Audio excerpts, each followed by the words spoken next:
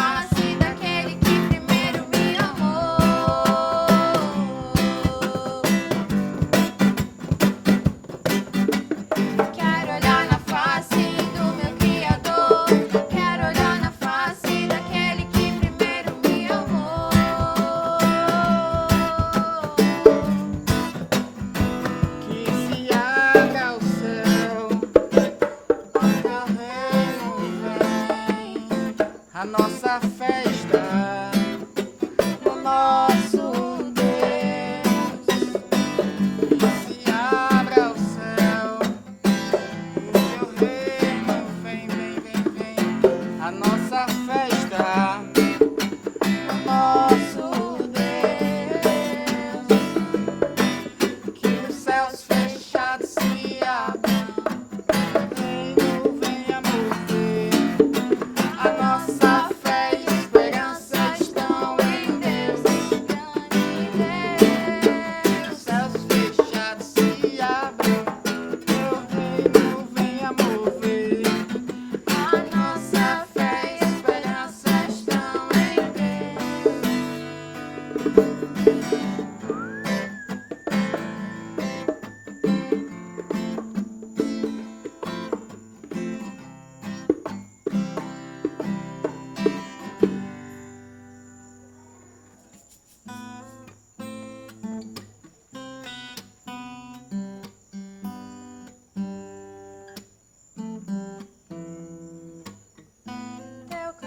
Sobre mim é como o sol quando insiste em me acordar, como esses montes ao meu redor.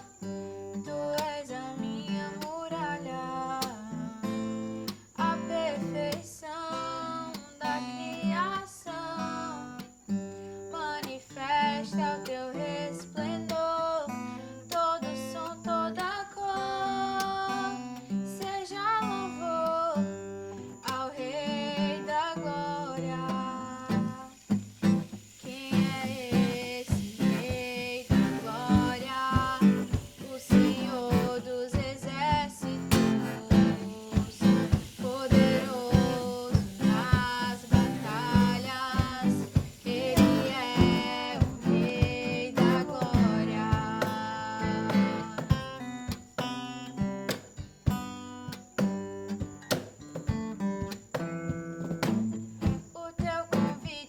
Diz que há um lugar pra mim, o teu amor fez inocente.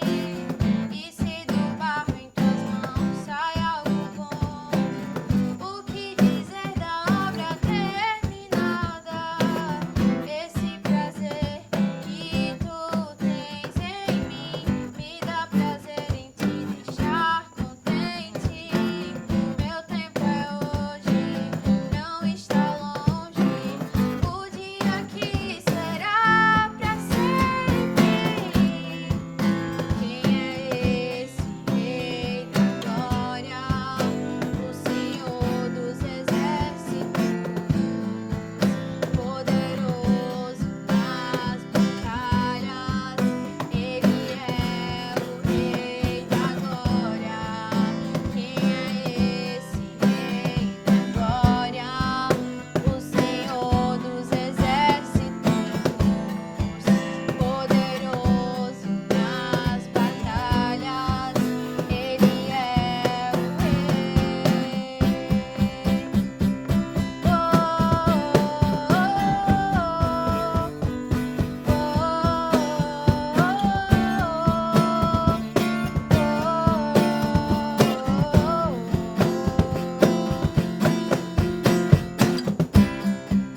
O que era e é e há de vir, nos conhece pelo nome e nos chama pra mostrar o caminho de volta pra Ele.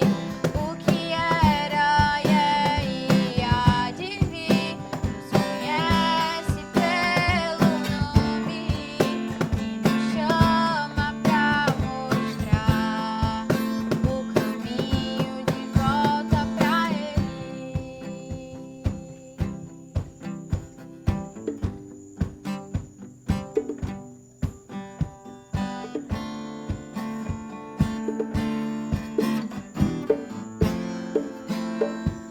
Olá, a graça e a paz do Senhor Jesus. Estamos aqui em mais uma terça de adoração. Que coisa maravilhosa, depois de um louvor como esse, nós podermos refletir na palavra de Deus. eu quero hoje falar sobre como sermos aperfeiçoados pelo amor.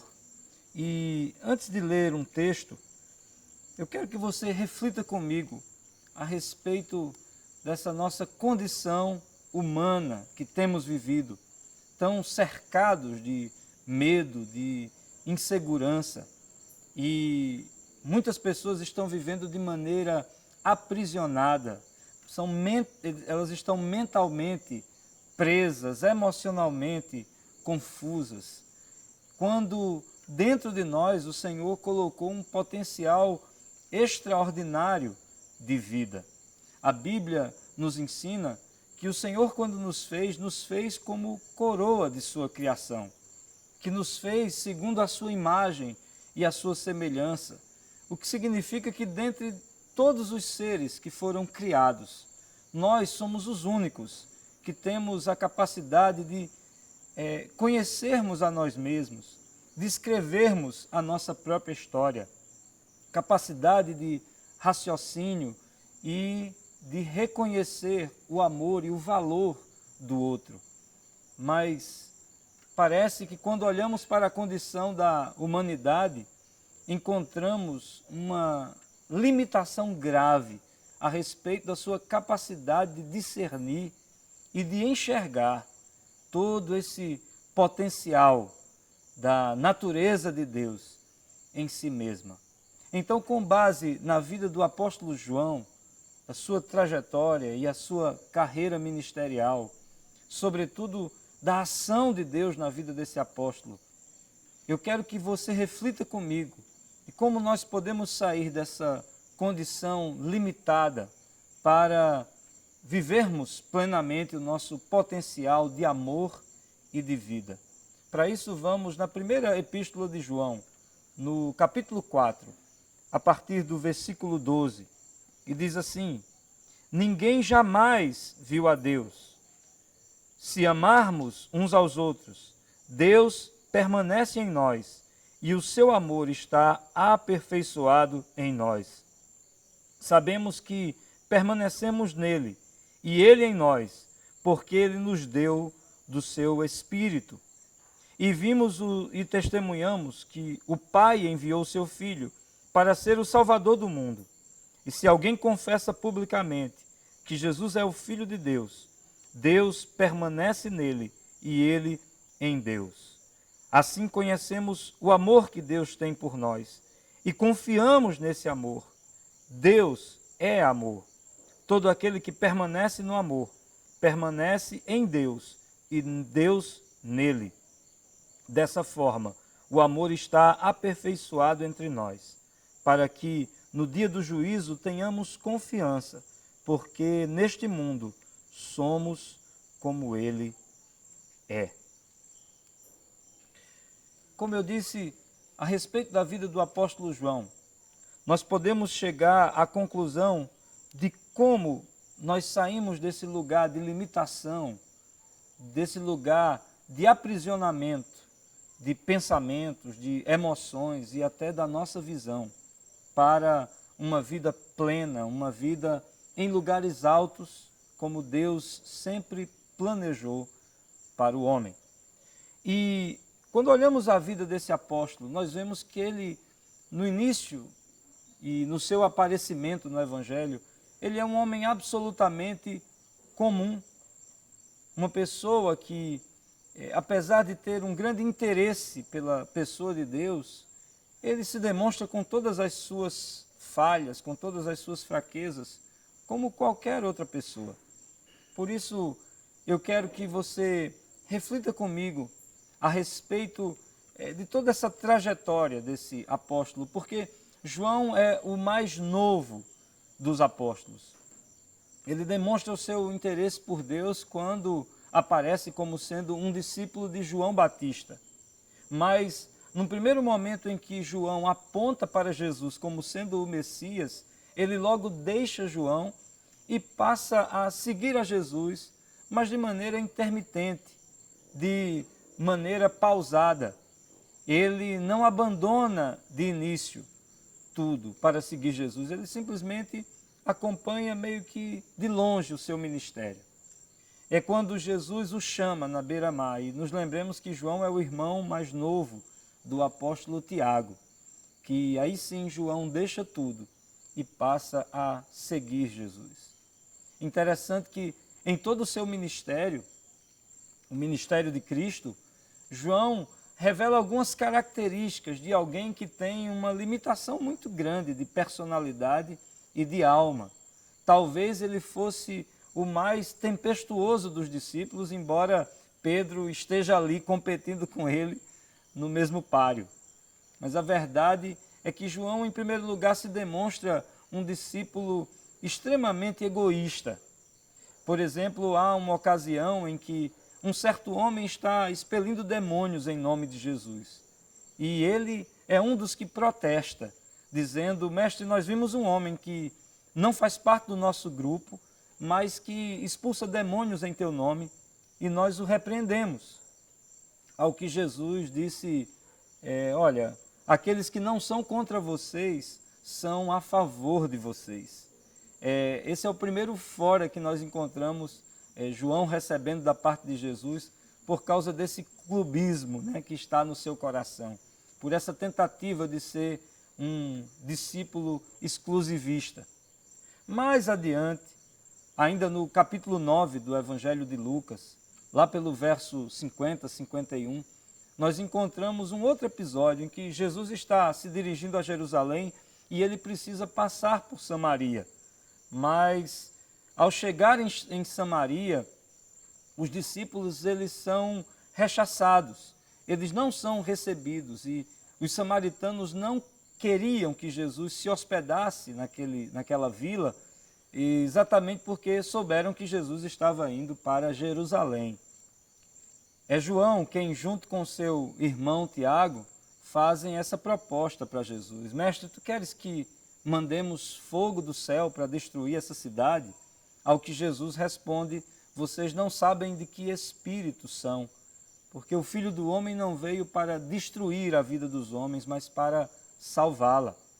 E isso mostra mais uma vez esse caráter vingativo desse discípulo.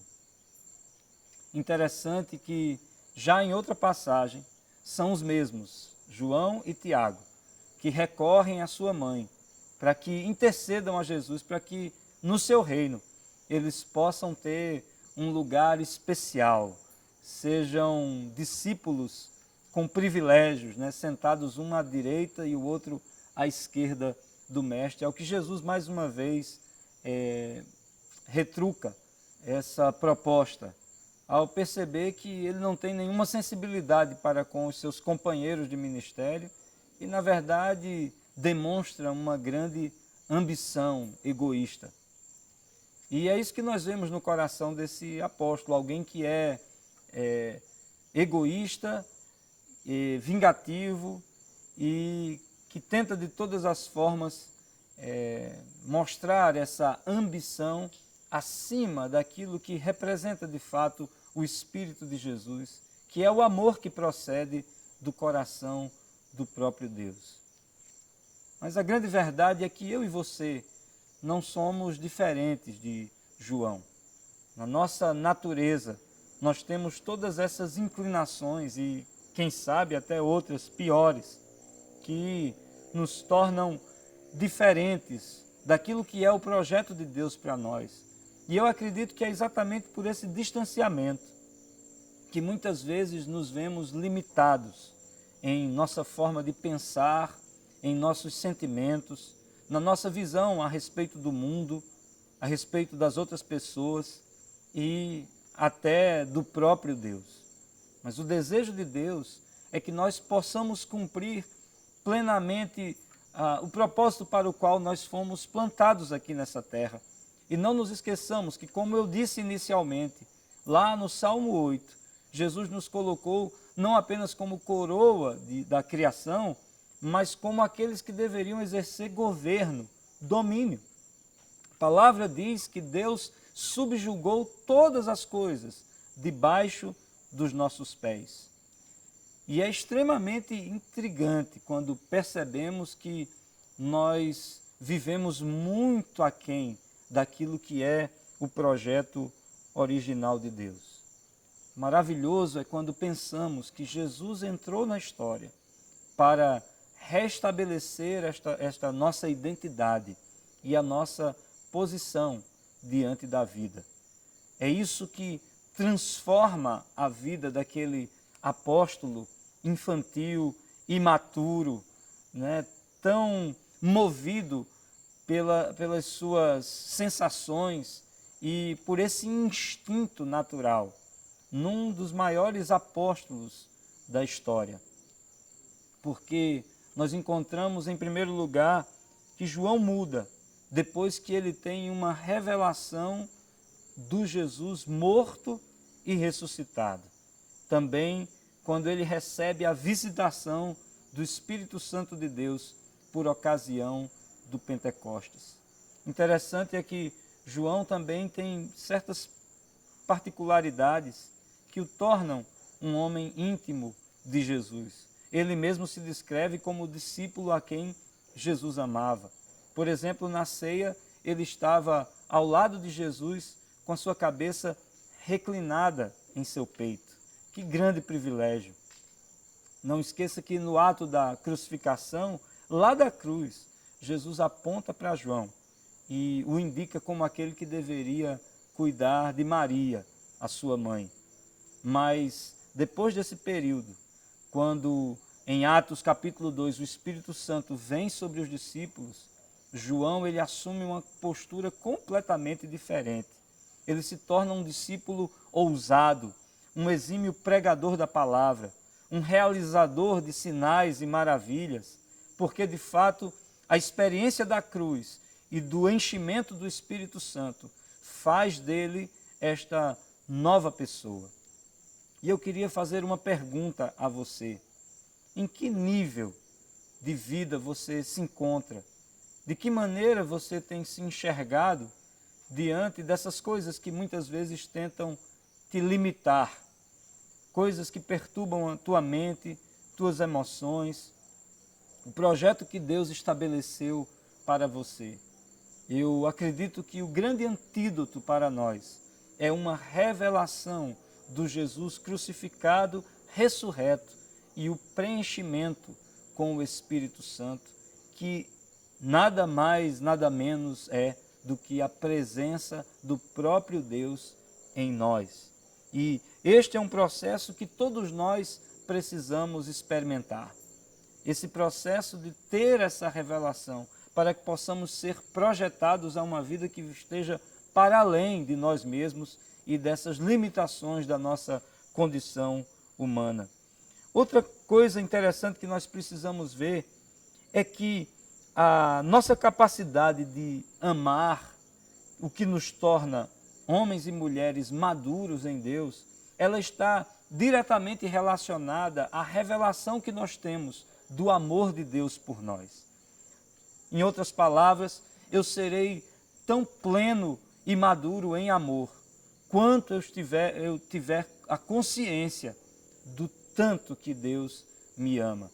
E a grande oferta que Deus fez para demonstrar o seu amor por mim, por você, foi a oferta do amor do Pai. Por isso, esteja seguro desse amor, firme-se nesse amor. Nós precisamos entender que o amor é a grande característica da vida cristã, mais do que qualquer outra virtude. O amor está sobre todas elas. O pastor Juan Carlos Ortiz, em uma das suas célebres frases, ele diz que o amor é o oxigênio do reino de Deus. E foi isso que fez de João esse discípulo tão diferenciado. Ele, junto com o seu irmão Tiago e Pedro, faziam parte desse ciclo íntimo de Jesus. Mas a partir da vivência dessa revelação do amor de Cristo, é que ele pode demonstrar, de fato, esse caráter cristão no desempenho fiel de todo o seu ministério. Enquanto todos os discípulos fugiram, João também foi o único que participou do julgamento de Jesus. E eu quero que você entenda que ver a Deus é muito mais do que enxergar com seus olhos naturais. Ver a Deus significa compreendê-lo em sua totalidade. Embora a Bíblia nos mostre que alguns homens e mulheres tiveram visões do Senhor, a grande verdade é que nenhum deles foi capaz de absorvê-lo em sua totalidade, mas Jesus, ele é Deus encarnado. Jesus é Deus em sua plenitude. E ele é a revelação perfeita do Pai. E é só a partir dessa revelação que Jesus nos traz a respeito do Deus que é amor, que nós podemos andar neste pleno e verdadeiro amor. Esse é o grande desafio para que tenhamos uma vida madura, plena e acima das nossas limitações. Eu quero concluir essa palavra, voltando ao texto que nós lemos inicialmente, porque se pararmos para pensar, a revelação é a chave para a nossa filiação e vice-versa.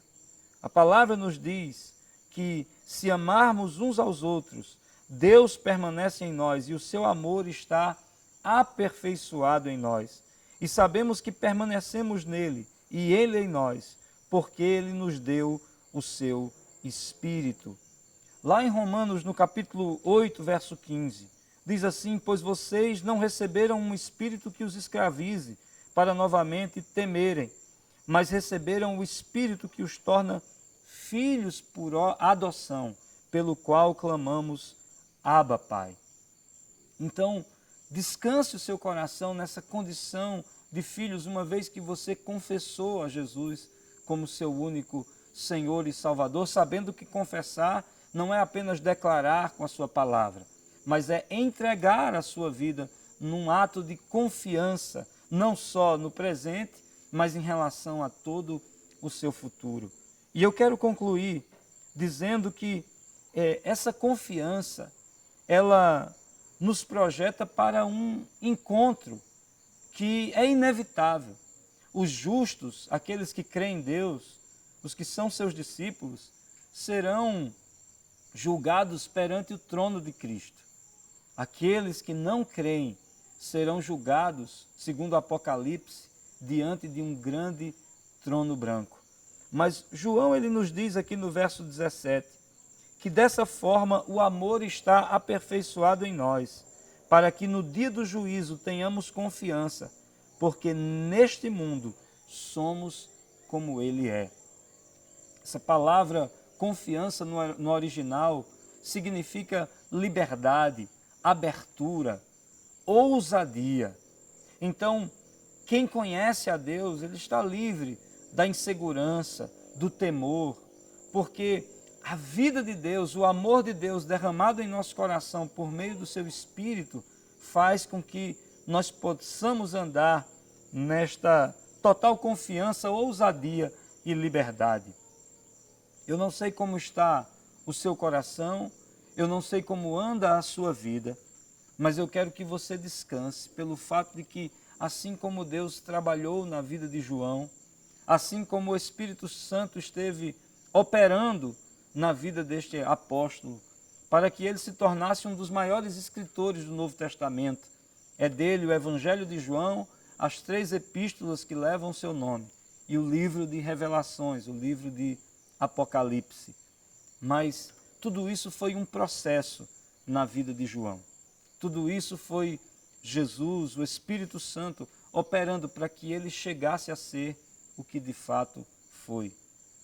Segundo a tradição, João morreu declarando: irmãos ou filhinhos, amem-se uns aos outros. É muito fácil nós querermos, num estalar de dedos, que Deus simplesmente nos projete a uma vida vitoriosa e sem falhas. Mas nessa condição, não é o plano que Deus estabeleceu para nós, mas essa santificação, esse amadurecimento e aperfeiçoamento é processual. E eu quero encerrar essa palavra com a figura, a imagem de uma borboleta, porque uma lagarta, ela não se transforma numa borboleta por um milagre instantâneo, um estalar de dedos, mas ela entra num processo que é também conduzido por Deus. Da mesma forma, nós não seremos transformados à imagem e semelhança de Jesus, não teremos uma vida plena e vitoriosa simplesmente por um milagre instantâneo. Mas é quando nos submetemos a esse processo de caminharmos com Jesus, de recebermos do Espírito Santo, que seremos aperfeiçoados até o amadurecimento e então seremos como Ele é. O meu desejo é que Deus haja na sua vida, tornando você perfeito, como é perfeito o nosso Pai. Que o Senhor nos abençoe.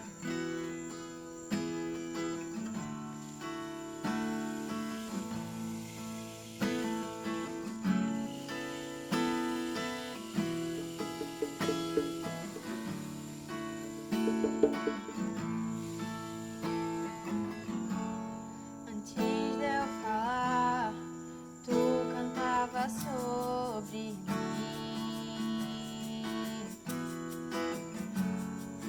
Tu tens sido tão, tão bom pra mim. Antes de eu respirar, sopraste tua vida em mim. Tu tens sido tão, tão bom pra mim.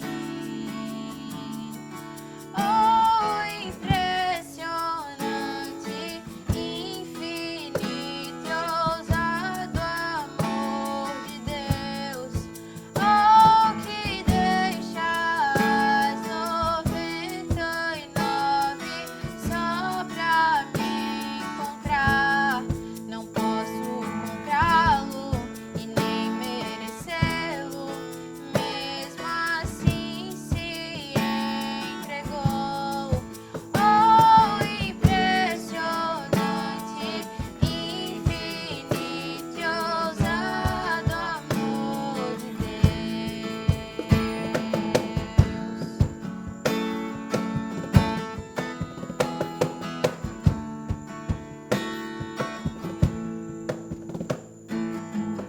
Inimigo eu fui, mas teu amor lutou por mim. Tu tens sido tão, tão bom pra mim. Não tinha valor, mas tudo pagou por mim. Tu tens sido tão, tão bom pra mim. Oh, impressionante, infinito e ousado amor de Deus. Oh, que deixa as 99 só pra me encontrar. Não posso comprá-lo e nem merecê-lo,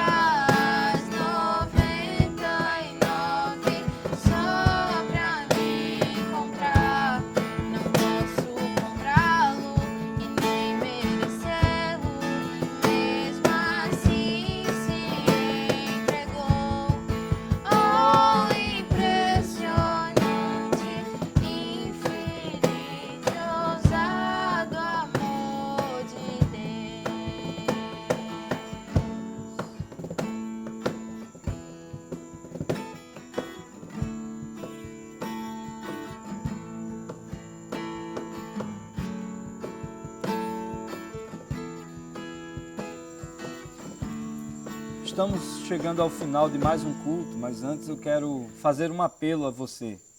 E quero fazer isso com base no texto de Hebreus, no capítulo 7, versículos de 1 a 3, onde diz que Melquisedeque, rei de Salém e sacerdote do Deus Altíssimo, encontrou-se com Abraão quando este voltava, depois de derrotar os reis, e os abençoou. E Abraão lhe deu o dízimo de tudo. Em primeiro lugar, seu nome significa Rei de Justiça, depois Rei de Salém, que quer dizer Rei de Paz. Sem pai, sem mãe, sem genealogia, sem princípio de dias, nem fim de dias, feito semelhante ao Filho de Deus, ele permanece sacerdote para sempre. É maravilhoso a gente pensar que quando Abraão tem o seu encontro com Melquisedeque, que é um tipo de Jesus, ele oferece, sem que houvesse lei, sem que ninguém houvesse explicitamente exigido isso dele, ele oferece o dízimo de tudo que havia recebido. E o texto que nós acabamos de ler acaba de confirmar essa realidade de que Melquisedeque, assim como Jesus, que não tem início nem fim, permanece até os dias de hoje. Assim como permanece este princípio, o da entrega, da oferta, da honra a Deus através das coisas que dele nós recebemos. Por isso você pode, através desse QR Code, através do nosso site, saliluz.org, ou do nosso aplicativo, o Igreja Sal e Luz, fazer a sua doação. Em nome de Jesus, não deixe que esse tempo, e por causa das ameaças, você se torne uma pessoa infiel naquilo que é algo que Deus requer de cada um de nós, seja no tocante aos dízimos ou das ofertas. Eu tenho plena certeza de que tudo isso vai passar e nós poderemos ter o testemunho de que durante todo esse tempo Deus foi fiel conosco. Que em nome de Jesus você seja abençoado, a sua casa seja abençoada para a honra e glória de Deus. Nós continuamos com a nossa campanha, partilhando a mesa. E eu também peço a você que em nome de Jesus se envolva, participe, que você possa envolver também outras pessoas, todas as sextas-feiras, das 14 às 16 horas. As nossas igrejas estão de portas abertas para receber doações e assim nós estarmos aliviando a dor das pessoas que mais têm necessitado nesse tempo. Talvez você não saiba, mas já são muitas as famílias que dependem semanalmente das nossas doações. E além de entregar os itens na própria igreja, na sexta-feira, você pode também fazer uma oferta na nossa conta e especificar isso. E nós estaremos encaminhando a sua oferta em forma de alimento para essas famílias. E se você ainda não está inscrito no nosso canal do YouTube, se inscreva, compartilhe, curta as nossas postagens e ative a notificação para que você esteja recebendo informação de tudo que está sendo postado através desse canal. Um grande abraço, que o Senhor te abençoe e até o nosso próximo encontro.